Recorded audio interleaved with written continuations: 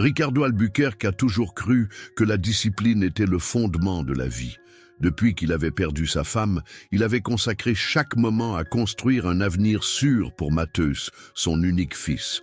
Son entreprise prospérait sous sa direction rigide et minutieuse, et sa maison reflétait la même organisation implacable. Tout avait un horaire, un but et une structure. Il n'y avait pas de place pour l'inattendu. C'était ainsi qu'il gardait le contrôle, s'assurant que rien ne lui échappait.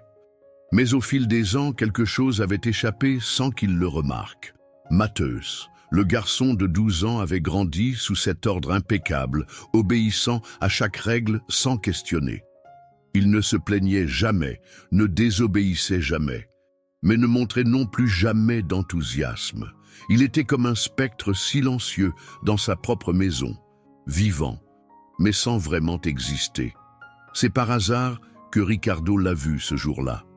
Il revenait plutôt du travail, marchant dans le jardin du manoir, lorsqu'il remarqua un mouvement entre les arbres. Au début, il pensa que c'était un employé, peut-être un jardinier, mais en s'approchant, il s'arrêta, perplexe. Au centre de la clairière, Mateus dansait. Ses pieds glissaient avec légèreté sur l'herbe, ses bras se mouvaient avec une grâce inattendue et, le plus surprenant de tout, il souriait. Un sourire pur, véritable, que Ricardo n'avait pas vu peut-être depuis que la mère du garçon était partie. À côté de lui, Antonia, la cuisinière de la maison, observait patiemment, corrigeant les mouvements par des gestes délicats. La scène était si absurde que Ricardo eut besoin d'un moment pour la traiter. Son fils, ce garçon renfermé et introverti, était là, livré à la danse, sous l'égide d'une femme qu'il croyait connaître jusque-là. Ricardo ne savait pas dire ce qu'il ressentait en premier. Surprise, indignation ou une sensation inconfortable d'avoir perdu quelque chose d'essentiel dans la vie de son fils. Il resta là, immobile, observant. Mateus bougeait avec une fluidité qui semblait impossible pour un garçon toujours aussi contenu, aussi rigide. Chaque pas était empreint de légèreté, chaque pirouette avait une intensité naturelle, comme si cet endroit était celui auquel il avait toujours appartenu. Mais comment? Comment n'avait-il jamais su cela? Comment son propre fils avait-il pu lui cacher quelque chose comme ça? Et plus encore, quel rôle jouait cette femme, la cuisinière de la maison, dans tout cela? Ricardo ne pouvait tout simplement pas ignorer ce qu'il voyait. Son esprit discipliné, habitué à avoir des réponses pour tout, se retrouvait maintenant face à un vide perturbant. Et pour la première fois en années, il se rendit compte qu'il ne connaissait peut-être pas aussi bien Mateus qu'il le pensait. Cette nuit-là, le doute le rongea. Pendant le dîner, Mateus mangea en silence, comme toujours. Antonia servit le repas comme si rien ne s'était passé. Ricardo, cependant, ne put détacher son regard des deux. Qui était vraiment cette femme? Il ne s'était jamais soucié de savoir plus sur les employés de la maison. Ils étaient embauchés pour remplir des fonctions spécifiques, rien de plus. Mais maintenant, tout semblait différent. Pourquoi enseignait-elle la danse à son fils? Que savait-elle qu'il ne savait pas? Déterminé à trouver des réponses, Ricardo fit quelque chose qu'il faisait rarement. Il chercha des informations sur quelqu'un qui ne faisait pas partie du monde des affaires. En tapant le nom Antonia Ruiz sur Internet, ce qu'il trouva le laissa abasourdi. Des vidéos anciennes, des gros titres de journaux, des photos d'une ballerine éblouissante dans des tenues impeccables. Antonia n'était pas seulement une cuisinière. Elle avait été un prodige du ballet, une étoile qui avait disparu des scènes il y a 7 ans, sans explication. La découverte le laissa inquiet. Qu'est-ce qui aurait poussé quelqu'un à abandonner une carrière brillante pour se cacher dans une cuisine? Et plus important encore, pourquoi enseignait-elle à Mateus? Il avait besoin de réponses. Le lendemain, sans détour, il se rendit à la cuisine, où il trouva Antonia en train de couper des légumes avec la même précision et discipline qu'elle consacrait autrefois au ballet. Sans détour, il lui demanda directement « Pourquoi enseignez-vous à mon fils à danser ?» La femme ne montra aucune surprise. Elle leva simplement les yeux et fixa Ricardo calmement. « Parce qu'il voulait apprendre », répondit-elle simplement. Mais Ricardo, savait qu'il y avait bien plus derrière ces mots. Ricardo ne se contenta pas de cette réponse vague. Son esprit, logique et contrôleur, avait besoin de plus. Il avait besoin de comprendre ce qui se passait, pourquoi son fils avait trouvé refuge dans quelque chose qu'il n'avait jamais même mentionné. Il croisa les bras, sa posture rigide contrastant avec la sérénité d'Antonia. « Ce n'est pas suffisant », affirma-t-il maintenant la voix ferme. « Je n'ai jamais vu Matheus s'intéresser à la danse. Il n'a jamais montré l'envie de faire quelque chose comme ça. »« Alors, dites-moi, Antonia, qu'avez-vous fait de mon fils ?» La femme soupira, posa le couteau et essuya ses mains sur son tablier avant de le regarder en face. Il n'y avait aucune peur dans ses yeux, seulement une patience inébranlable. « Je n'ai rien fait, monsieur Albuquerque. Je lui ai simplement montré quelque chose qui était déjà en lui. Matheus voulait danser, mais il ne savait pas qu'il pouvait. Alors, je lui ai appris. » La simplicité de la réponse irrita Ricardo. Comment cela pouvait-il être si simple ? Son fils n'était pas un garçon impulsif. Il était méthodique, rationnel, éduqué pour suivre des règles. Mais là, la vérité était devant lui. Matheus ne voulait pas seulement danser. Il dansait déjà. Et Ricardo ne l'avait même pas remarqué. Cette nuit-là, Ricardo ne put dormir. Les mots d'Antonia résonnaient dans sa tête. Je lui ai simplement montré quelque chose qui était déjà en lui. Comment avait-il, un homme qui se vantait de contrôler chaque détail de sa vie et de celle de son fils, ne pas l'avoir remarqué? Il se tourna dans son lit, dérangé. Il se souvint de l'expression de Matheus lorsqu'il dansait, de l'éclat dans ses yeux, de la façon dont son corps se mouvait avec naturel. C'était différent du garçon renfermé qu'il connaissait. Ce n'était pas un effort mécanique, mais quelque chose de vivant, quelque chose qui battait vraiment. Pour la première fois, Ricardo dut affronter une réalité inconfortable. Il avait toujours cru qu'il donnait tout ce qu'il y avait de mieux à Matheus.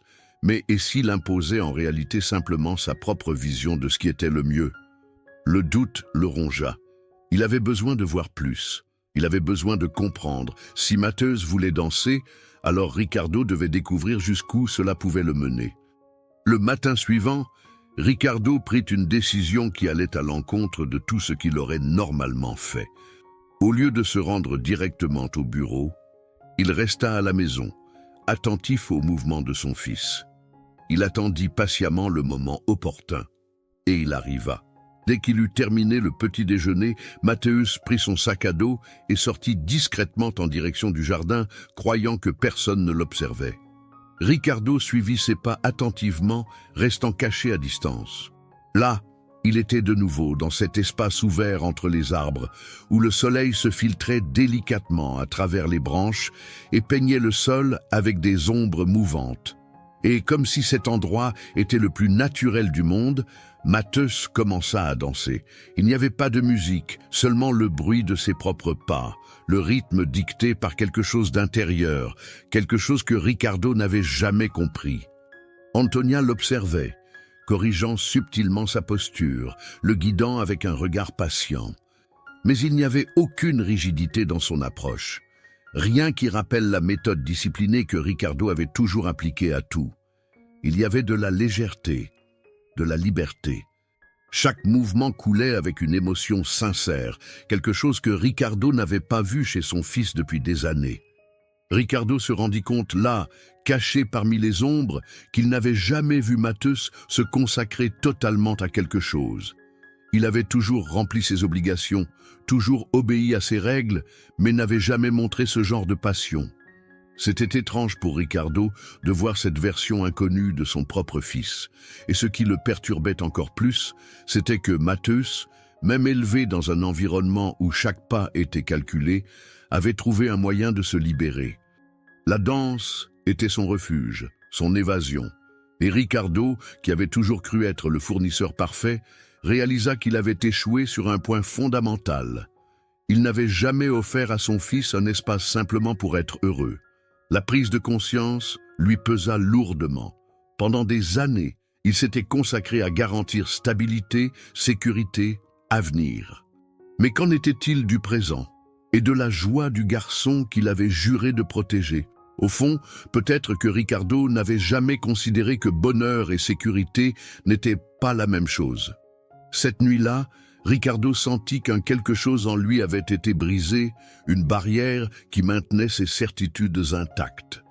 Maintenant, les yeux ouverts sur cette nouvelle réalité, il se retrouva devant un choix. Continuer à ignorer cela et insister sur l'idée qu'il savait ce qui était le mieux pour Matthäus, ou accepter qu'il n'avait peut-être jamais vraiment compris son propre fils. Mais Ricardo n'était pas un homme qui fuyait les défis, et si Matthäus voulait vraiment danser, il devait savoir ce que cela signifiait, ce que cela exigeait, ce que cela coûtait. C'est pourquoi, ce même soir, il chercha à nouveau Antonia. Cette fois, pas avec des accusations ou des doutes, mais avec une curiosité qu'il ne savait pas expliquer. Il s'assit à la table de la cuisine pendant qu'elle finissait de nettoyer les casseroles, et sans détour, il demanda « Pourquoi avez-vous arrêté ?» Le silence entre les deux dura plus longtemps qu'il ne l'avait prévu. Antonia ne se tourna pas immédiatement pour répondre. Elle finit ce qu'elle faisait, sécha ses mains calmement et ce n'est qu'alors qu'elle chercha son regard. Il y avait quelque chose de lourd dans ses yeux, quelque chose qu'il reconnut immédiatement, de la douleur. C'était le regard de quelqu'un qui avait perdu quelque chose d'irremplaçable, parce que danser sans lui est devenu impossible, dit-elle enfin. Il n'était pas nécessaire de demander qui était ce lui. Ricardo avait déjà assez lu pour savoir qu'Antonia Ruiz avait abandonné les scènes après la mort de son fiancé, un danseur tout aussi talentueux. Elle n'avait jamais expliqué sa sortie abrupte du monde de la danse, n'avait jamais donné d'entretien, n'était jamais retournée sur scène, elle avait simplement disparu. Maintenant, des années plus tard, la voilà, enseignant à Matthäus à danser dans le jardin de sa maison. « Et pourquoi enseigner à Matthäus n'est-il pas impossible ?» demanda-t-il, ne pouvant contenir sa curiosité. Antonia sourit légèrement, comme si elle attendait déjà cette question. « Parce que ce n'est pas à propos de moi, c'est à propos de lui. » La réponse frappa Ricardo d'une manière inattendue. Pour la première fois, il commença à comprendre que la danse de Matthäus n'était pas à propos de lui, de sa manière de l'éduquer ou de le protéger. C'était à propos de Matthäus, et uniquement de Matthäus. Ricardo passa les jours suivants à observer Matthäus avec une attention qu'il n'avait jamais eue avant. Il avait toujours cru connaître son fils, que son éducation méthodique garantirait qu'il grandisse en sécurité et bien dirigé. Mais maintenant, pour la première fois, il voyait qu'il avait échoué à voir ce qui était essentiel. Qui était vraiment Matthäus? Il n'était pas un reflet de ses attentes. Il n'était pas un projet qui pouvait être modelé selon sa vision du monde. C'était un garçon avec ses propres désirs, un éclat dans les yeux que Ricardo n'avait jamais remarqué. La danse n'était pas juste un passe-temps ou une rébellion silencieuse contre la rigidité imposée à la maison. C'était quelque chose qui faisait vibrer Matthäus de l'intérieur, quelque chose qui le rendait plus léger, plus vivant. C'est avec cette constatation que Ricardo comprit qu'il devait changer son approche. Si son fils voulait danser, alors qu'il danse. Mais si c'était pour le faire, alors cela devait être de la meilleure manière possible. Ce n'était pas juste un caprice, c'était quelque chose de sérieux pour Matthäus, et il commençait à comprendre cela. Pour la première fois, Ricardo appela son fils pour une vraie conversation, sans attente, sans règles préétablies. Ils s'assirent dans le bureau, là où tant de conversations sur la responsabilité et l'avenir avaient eu lieu avant. Mais cette fois, il était là pour écouter.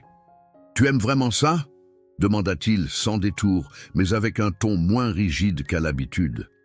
Matthäus hésita, comme s'il ne savait pas s'il pouvait être honnête. Ricardo se rendit compte que cette hésitation chez son fils était de sa faute. Pendant des années, toute expression de émotion ou de désir avait été reçue avec pragmatisme et logique. Mais après quelques secondes, Matthäus répondit enfin « J'aime ça. Beaucoup. » Il y avait une fermeté dans la réponse que Ricardo n'attendait pas. Ce n'était pas un désir passager, ce n'était pas une simple distraction. Matthäus voulait danser, il voulait s'améliorer. Et Ricardo, même s'il luttait contre ses instincts contrôleurs, savait qu'il ne pouvait plus le nier. Alors, au lieu de le décourager ou de dire que ce n'était qu'un passe-temps, il prit la décision qui allait tout changer. « Si c'est ce que tu veux, alors tu dois t'entraîner correctement, » dit-il, avec discipline, avec dévouement. Ce n'était pas un encouragement chaleureux, mais pour Matheus, cela suffisait. Pour la première fois, son père reconnaissait sa passion, et cela signifiait tout. À partir de ce jour, la dynamique à la maison commença à changer. Ricardo, qui considérait auparavant la danse comme quelque chose d'irrélevant, était désormais impliqué. Il ne comprenait pas les mouvements, ne saisissait pas l'émotion derrière chaque pirouette ou saut, mais savait reconnaître l'effort et la discipline quand il les voyait. Et Matheus s'y consacrait. Sous la direction d'Antonia, il commença à s'entraîner tous les jours, affrontant ses propres limites, répétant des pas jusqu'à ce qu'ils soient parfaits. Au début, Ricardo se contentait de l'observer de loin, les bras croisés, analysant tout de son regard critique. Mais au fil du temps, il commença à remarquer quelque chose qu'il n'attendait pas. La danse n'était pas juste une forme d'expression pour Matheus, c'était une bataille. Chaque entraînement était un duel contre ses insécurités, contre des années de silence et de répression émotionnelle. Chaque progrès était une victoire qui allait bien au-delà de la technique. Lorsque Matheus décida de s'inscrire à un tournoi de danse, Ricardo hésita.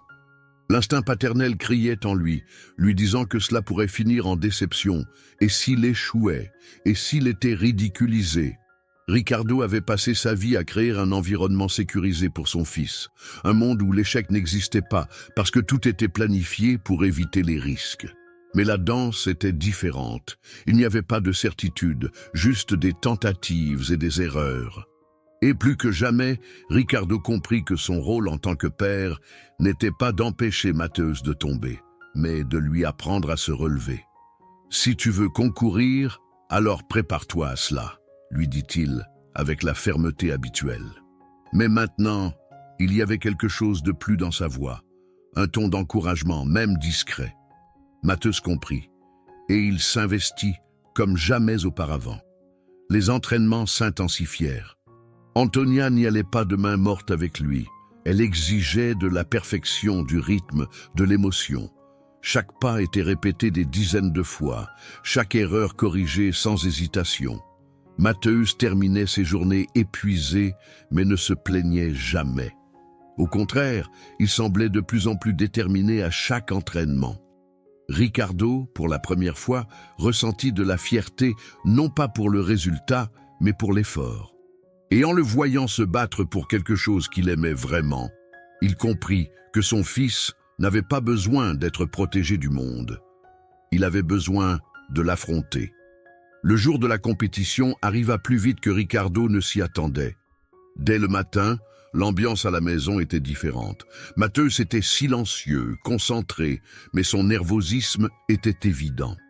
Il essayait de le cacher, mais Ricardo notait les signes, la manière dont il serrait ses mains l'une contre l'autre, la façon dont il évitait le contact visuel. Le chemin jusqu'à l'endroit du tournoi se fit presque sans mots. Ricardo conduisait les yeux fixés sur la route, mais son esprit était un chaos. Il ressentait encore ce conflit intérieur. Une partie de lui voulait protéger son fils de l'éventualité de l'échec. Une autre partie savait qu'il ne pouvait plus empêcher Matheus de faire face au défi. Lorsqu'ils arrivèrent, l'atmosphère était intimidante. Le gymnase était bondé, des jeunes compétiteurs s'échauffaient, des entraîneurs ajustaient les derniers détails et des parents anxieux prenaient leur place dans les gradins. Ricardo n'avait jamais été dans un environnement pareil. Ce n'était pas une salle de réunion, ce n'était pas un événement corporatif où il pourrait négocier des avantages. C'était un monde totalement nouveau, et dans ce monde, Ricardo n'était qu'un spectateur. Matheus attendait son tour dans les coulisses, respirant profondément, essayant de contenir son anxiété. Il s'efforçait de le cacher, mais Ricardo remarquait les signes, la manière dont il crispait ses mains l'une contre l'autre, la façon dont il évitait le regard des autres. Le chemin vers le lieu du tournoi se fit presque en silence. Ricardo conduisait les yeux fixés sur la route, mais son esprit était en ébullition. Il ressentait toujours ce conflit intérieur. Une partie de lui voulait protéger son fils de la possibilité de l'échec, mais une autre savait qu'il ne pouvait plus empêcher Matthäus de faire face à ses propres défis. Lorsqu'ils arrivèrent, l'atmosphère était intimidante. Le gymnase était plein à craquer. Des jeunes compétiteurs se préparaient, des entraîneurs ajustaient les derniers détails et des parents anxieux prenaient place dans les gradins. Ricardo n'avait jamais été dans un tel endroit. Ce n'était pas un salon de conférence, ce n'était pas une réunion où il pouvait utiliser son autorité pour prendre l'avantage. C'était un monde qui lui était étranger, un monde où, pour la première fois, il ne contrôlait rien. Santiago Beltrão, son principal concurrent, monta sur scène. Il était déjà une star dans le milieu de la danse. Vainqueur des 2 derniers tournois, il dégageait une confiance évidente. Lorsqu'il se produisit, sa performance fut impeccable. Ses mouvements étaient nets, précis, techniquement parfaits. Ricardo remarqua que Matthäus observait la scène, fasciné, mais aussi un peu effrayé. Il y avait cette lueur de doute dans ses yeux. Était-il vraiment à la hauteur? Voulait-il vraiment être là? Ricardo vit cette hésitation dans ses yeux, ce regard qu'il avait déjà vu chez de nombreux jeunes entrepreneurs qu'il avait côtoyés dans ces salles de réunion. Ce doute profond qui questionne si on est assez bien, assez capable. Mais alors, quelque chose d'inattendu se produisit. Avant de monter sur scène, Antonia s'approcha de Matthäus et lui murmura quelque chose que Ricardo ne réussit pas à entendre. Matthäus ferma les yeux, prit une profonde inspiration, et lorsqu'il les rouvrit, son expression avait changé. Ce n'était plus de l'hésitation qu'il portait dans ses yeux, mais une décision. Peu importait si Santiago était meilleur, peu importait le résultat. Matthäus avait compris que sa lutte n'était pas contre un autre compétiteur, mais contre ses propres doutes et peurs. Il monta sur scène. Quand la musique démarra, tout le reste disparut. La peur, la pression, les voix dans le public. Il n'y avait plus que lui et la danse. Ricardo, qui avait toujours cru que le succès était une question de planification et de contrôle, assista à quelque chose qu'il n'avait jamais imaginé voir. Son fils se livrait totalement à l'instant, sans calcul, sans crainte, sans l'envie de prouver quoi que ce soit. Il était juste là, dans ce moment, avec tout ce qu'il avait à donner. Matthäus dansa comme jamais auparavant. Chaque mouvement portait une émotion profonde, une histoire racontée sans mots. Il n'était pas le plus technique de la compétition, il n'avait pas l'expérience de Santiago, mais sa danse avait quelque chose que la technique ne pouvait pas remplacer. La vérité. Chaque pirouette, chaque saut, chaque expression transmettait quelque chose de sincère. Ricardo sentit alors un pincement au cœur. Ce qu'il voyait n'était pas juste un fils dansant pour impressionner. Il voyait un artiste en train de se révéler. Lorsque la musique s'arrêta et que Matthäus termina sa performance, un silence s'installa dans la salle. Ce fut un silence plus long que d'habitude. Puis, la salle éclata en applaudissements. Ricardo se retrouva debout, sans même s'en rendre compte, ses mains frappant dans un écho de soutien qui venait des autres spectateurs. Ce n'était pas simplement un geste de reconnaissance, c'était un hommage. Son fils n'était pas juste un garçon qui dansait, il était un artiste. Puis vint le moment tant attendu, l'annonce des résultats. Comme prévu, Santiago remporta la première place. Sa prestation fut parfaite, et il était mérité qu'il soit le vainqueur. Mais ensuite, quelque chose d'étrange se produisit. Le nom de Matthäus fut annoncé pour un prix spécial, le prix de l'expression artistique. Il n'était pas le plus technique, il n'avait pas les mouvements les plus parfaits, mais sa performance avait touché le public d'une manière unique. Quand Matthäus reçut la médaille, il regarda directement son père, et Ricardo sut à cet instant que c'était là la véritable victoire. Pas le prix lui-même, mais la reconnaissance qu'il appartenait à ce monde. Ricardo se rendit compte qu'à ce moment-là, quelque chose en lui avait aussi changé. L'homme rigide et contrôleur qui avait toujours voulu garantir le meilleur pour son fils comprit maintenant que le bonheur n'était pas quelque chose à imposer. Il avait passé tant de temps à protéger Matthäus du monde qu'il n'avait pas réalisé que le monde pouvait aussi lui offrir quelque chose de précieux. Le succès n'était pas seulement une question de gagner, c'était une question de se trouver soi-même. Et Mathéus, là, sur la scène, entouré des applaudissements, s'était trouvé. Pour la première fois, Ricardo ressentit une fierté qui allait bien au-delà des réussites matérielles et rationnelles. C'était une fierté sincère de voir son fils être exactement qui il devait être. Cette nuit-là, lorsqu'ils rentrèrent chez eux, Mathéus tenait toujours sa médaille, la tournant entre ses doigts, comme pour absorber tout ce qui venait de se passer. Le silence dans la voiture était différent cette fois. Ce n'était pas un silence gêné, ni un vide froid. C'était un silence de compréhension, de quelque chose de non dit, mais profondément ressenti. Lorsqu'ils arrivèrent, avant même que Mathéus ne monte dans sa chambre, il tourna son regard vers son père et, avec une hésitation presque imperceptible, demanda « Je peux continuer à m'entraîner ?» Ricardo prit une grande inspiration. Il y a quelques semaines, il aurait répondu prudemment, peut-être avec une proposition de trouver un équilibre, quelque chose de rationnel. Mais maintenant, il savait ce que Mathéus avait besoin d'entendre. Pour la première fois, Ricardo sourit, un sourire sincère, sans barrière, sans réserve. « Nous ne faisons que commencer, » dit-il. Et, à cet instant, il comprit que la plus grande transformation ne s'était pas produite uniquement chez Mathéus. Ricardo avait aussi changé. Il comprenait enfin que son rôle n'était pas de contrôler le destin de son fils, mais de marcher à ses côtés, lui offrant soutien, encouragement et par-dessus tout, la liberté de choisir son propre chemin.